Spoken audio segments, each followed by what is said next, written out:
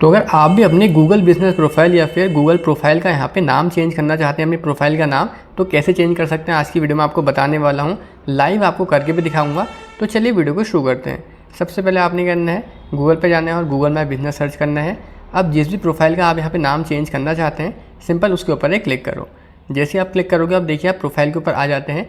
अब नाम आपने कैसे चेंज करना है, तो सबसे पहले आपको देखिए टॉप में दिखेगा एडिट प्रोफाइल, यहाँ पे आपने क्लिक करना है।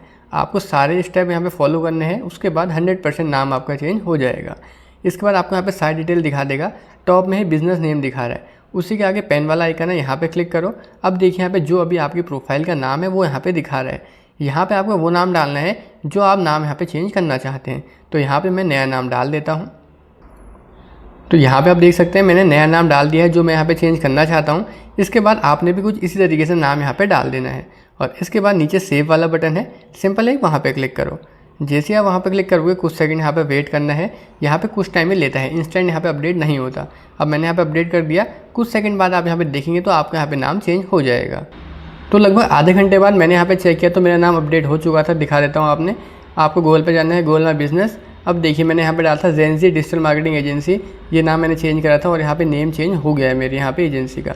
तो इस तरीके से आप यहाँ पे नाम चेंज कर सकते हैं। कोई भी यहाँ पे वेरिफिकेशन नहीं लगा, इंस्टेंट वेरीफाई हुआ आधे घंटे के अंदर। इस तरीके से आप भी कर सकते हैं। धन्यवाद।